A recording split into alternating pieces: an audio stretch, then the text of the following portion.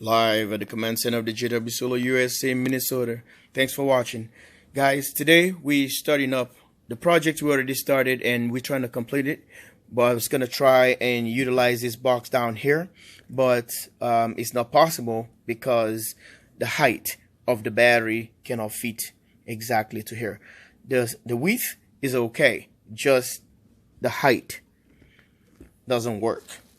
Okay, now what we decided to do, these batteries, I'm dealing with two batteries here, different brand, and these are the Panasonic and these are the LG CHEM. So if you see right here, these are the specifications. It's a 7.4 volt 11 amp hour. So I have 20 of these batteries. I have 5 strings of those. 1, 2, 3, 4, 5. 5 strings wired in 4s. So if I wire this series, 4 of these ones in series to give us the 24 volt configuration we're looking for. All these batteries are 24 volt. 24 volt. So at 11 amp hours. So let's say 11 times 5.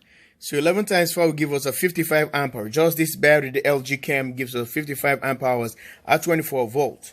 And it's a 7.4 volt. Each module, the capacity of the module is 81.4 watt hours. 81.4 watt hours. And this guy right here is the Panasonic. Right there. You've seen this before.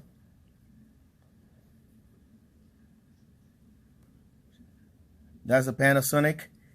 You will see is a 95.04 watt hours, and it's a 4S 3P.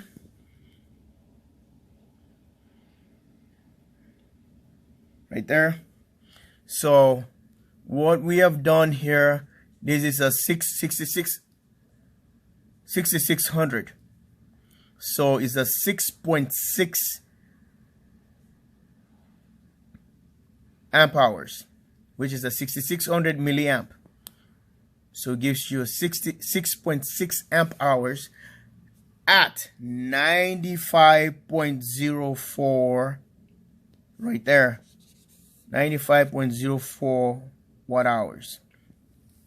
And this guy right here is a 81.4 watt hours. The LG CHEM. So they're all built-in BMS in them. It doesn't matter as long as the battery's voltage is the same specifications. The specifications are almost the same, and the built-in BMS on them, they can able to work together. If you add 39.6 amp hours plus 55, that will give you a total of 94.6 amp hours. And if you multiply this guy here, this guy here, which is the LG CHEM, is a 81.4 watt hours times 20 of these. These are 20. Okay, if you multiply it by 20, and that will give you a total of 1.628 watt hours, 1628 watt hours. And this guy is here, which is the 95.04 watt hours times 12. I have 12 of these guys wired, 2 in series parallel. Okay, so that'll give us a total of we can say 95.04 times 12. That will give us 1.144.8 kilowatt hours, which is 1144.8. If we add all this together now, which is 1.628 plus 1.144.8, that will give us a total of 2.772.8, 2,772.8 kilowatt hours at 94.6 amp hours, 24 volts. I hope I make myself clear. It's a lot of calculation there, right? Especially if you're a beginner. It's kind of hard to consume. It's really hard to really understand. But I've tried to not to use more the 8S, the 4S, the 2P or whatever. I don't want to do that because it's sometimes it's confusing for people, and even for us, like trying to call those numbers. You know, you sound like the most smartest guy, but it's too much calculations, it's too much numbers. You're trying to say, well, what is a 2S, 4S, 2P, or whatever this is. It's really hard to understand. So trying to make it easier. So this is what I did. I put a block right here. Take this power here.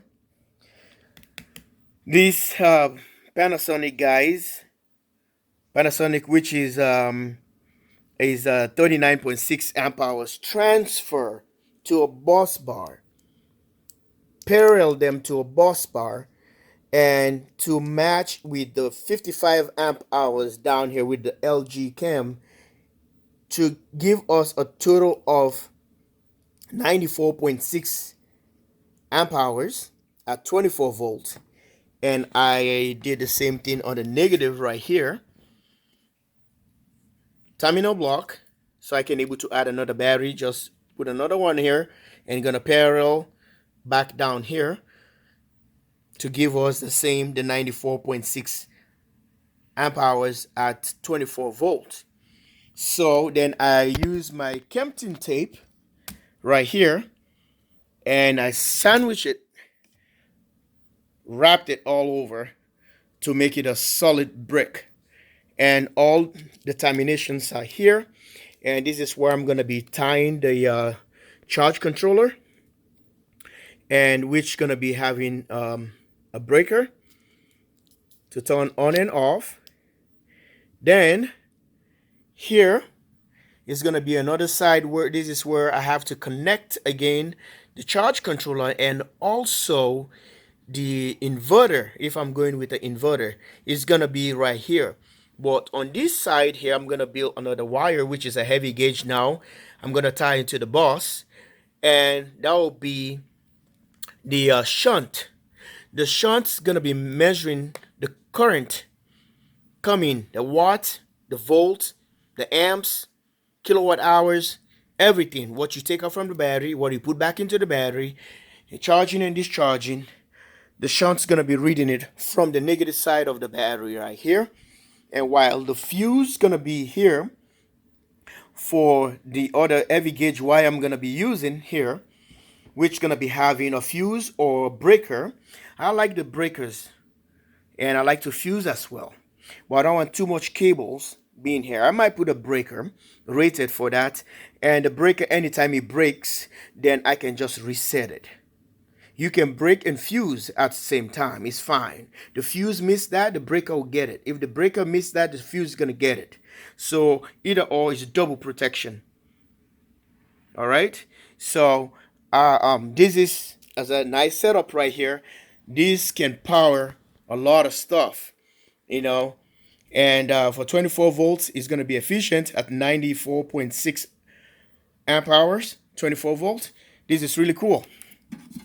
So I don't know what you think about this. Let me know on the description below, and what your thoughts are, and we're gonna go from there and get this stuff started.